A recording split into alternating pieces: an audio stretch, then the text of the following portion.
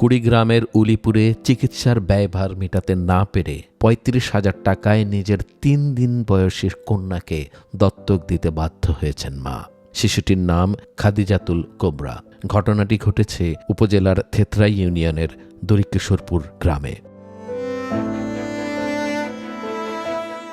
স্বামী দুলাল মিয়া মুখের মাড়ি পচনে অসুস্থ হয়ে ভর্তি হন রংপুর কসিরউদ্দিন বেসরকারি হাসপাতালে। সেখানে প্রায় ১ মাস ধরে চিকিৎসাধীন ছিলেন তিনি।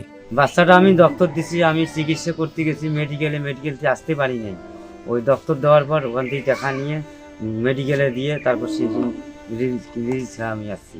নিজের সহায় সম্বল যা ছিল সব শেষ হয়েছে চিকিৎসা ব্যয়ে। উপায়ন্তর না দেখে সর্বশেষ নিজের 3 দিন বয়সী শিশু সন্তানকে চিকিৎসা ব্যয় মেটাতে ৩৫,০০০ টাকায় দত্তক দিয়েছেন মা। আমার স্বামী চিকিৎসা বিনাকার আমি দানপত্র করে দিয়েছি, টাকা পয়সা আনিয়ে আমার স্বামী আনছি। এখন